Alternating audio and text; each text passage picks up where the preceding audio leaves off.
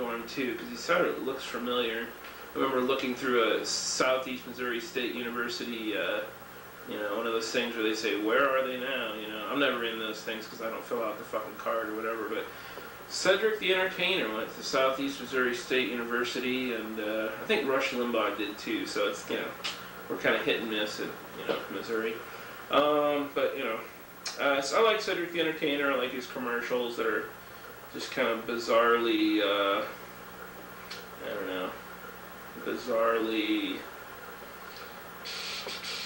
chauvinistic maybe, just weird stuff.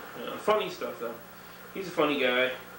It's a variety show. It's going to be kind of like, some of it will be funny, some of it won't be funny. It'll just be a matter of you want to hang out for it. I'm not really into variety shows though, so I don't know how much I'll watch that. But Cedric, if you're out there and you remember me from college, I'd like to hook up with you sometime, and maybe we could, find out what we were doing in college and if it all meant anything. Then we got this Fast Lane. Here's one to watch, kids. It's created by the guy who did Charlie's Angels, the movie Charlie's Angels. So, got another hot chick, good idea to start with. But for all you ladies out there, we got got some beefcake on this show. So, but and it just looks, one of those like over-the-top, stylized, glitzy shows, sort of like Pulp Fiction with probably not as much, philosophical debate or anything like that, but just looks really slick. Look like good production values. It could be, it kind of makes me think of Miami Vice, how the show wasn't really great, but it was slick enough that it had a kind of cool feel to it. The Twilight Zone, well, that's an anthology show, and the whole thing. I was telling my brother about the show, and he's like, and I was telling him, Forrest Whitaker is the new host of the show.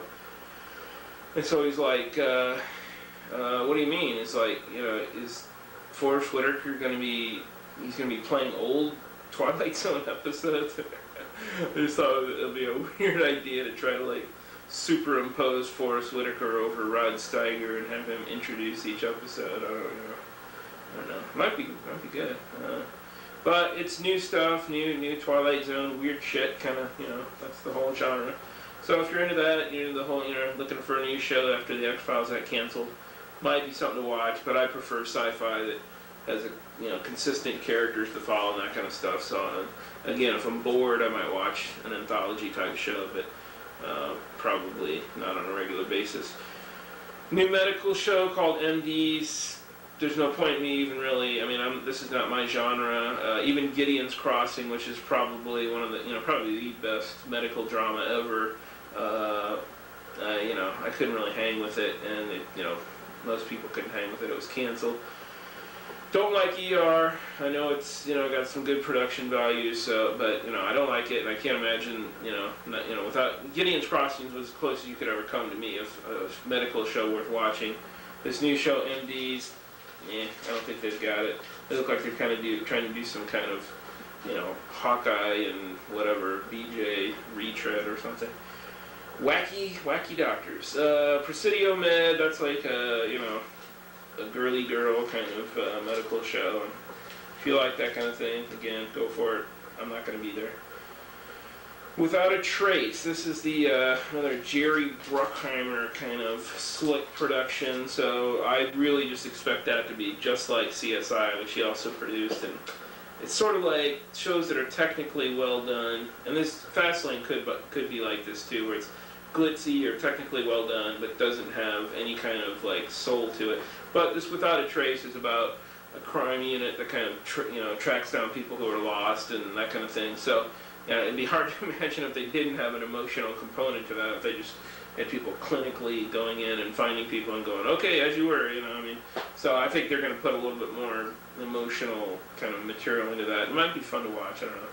Family Affair, good God in heaven. This is the only show of these fucking shows that I have seen. Well, I haven't even seen. I watched 2 minutes of it, and it is not even, you can't even watch. I was clawing my eyes out after 2 minutes. Looks like a dead zone. Looks like the most fucked up show of the new season. That's probably, that's my rating for Family Affair. Most fucked up show of the new season. Don't watch it, please. I mean, I'm begging you here. I'm imploring you. There's no way you could like this show. I don't even care if you like family shows. You're not going to like this show. Not possible. I like Tim Curry, but he can't, he's not a miracle worker. I didn't even think fucking Rocky Horror was any good, but I mean, he hammed it up, he did the best he could, and people responded to it, but you will not like this show. Don't watch Family Affair. Don't!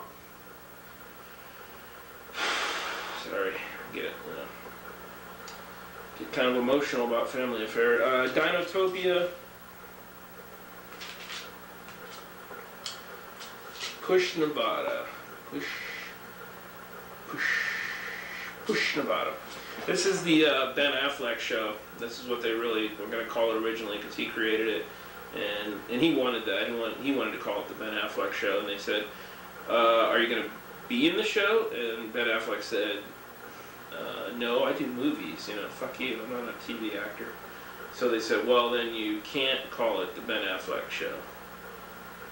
So that was out. But Push Nevada, better title than the Ben Affleck show. Looks like this could be an interesting show. They could make another show that kind of succeeds more commercially than say Twin Peaks did. But this is Twin Peaks, folks. This is what I call the weird shit in a small town show. And Twin Peaks. This, Push Nevada, American Gothic, a few years back, Wolf Lake last season, Northern Exposure. There's like every fucking year, there's a show where it's like, it's the weird shit town. And usually those shows only make it 1 year because it's too quirky or something. And it's because it's quirky and they don't bother writing anything, any good dialogue, they just be quirky. Northern Exposure was good for a while, but it kind of became like that. This, they say it's got a different spin to it with the whole, you're like, it's like also a game where you can solve the mystery of the show and win some money, but do you think you're going to be the one guy that solves the mystery on Push Nevada and wins whatever, more than over $1 million, I don't even know what it is. No, you're not going to be that guy. Somebody who has no time on their hands, or too much time on their hands, or maybe a medium amount of time on their hands, and somebody who sits there and whacks off all day on the internet. So that's going to be the person who solves the Push Nevada mystery. It won't be you, so if you're watching it just for the fucking money, forget about it. But it could be a cool kind of neo-noir type weird shit town flick or movie or TV show. Good Morning Miami. NBC dog shit sitcom, no further discussion needed. John Doe, this is basically The Pretender, but except it's called John Doe. Pretender was an okay show for a while. It was canceled after something like 4 years, maybe 3 years. Ultimately, it just was not that compelling. Ultimately, I don't think John Doe will be that compelling. I would like it to be compelling, but and I'll watch it for a few episodes, but doubtful that it's going to be that good. It's about a guy who doesn't know who he is. I mean, amnesia. Come on, you think they're going to finally make the show where amnesia is the thing that makes us keep watching? I don't think so, but could be. What I Like About You, dog shit sitcom, Jenny Garth, blah blah blah. Firefly, space show by Joss Whedon, from the guy who made Buffy the Vampire Slayer, and that is the only thing that intrigues me about it. I mean, God.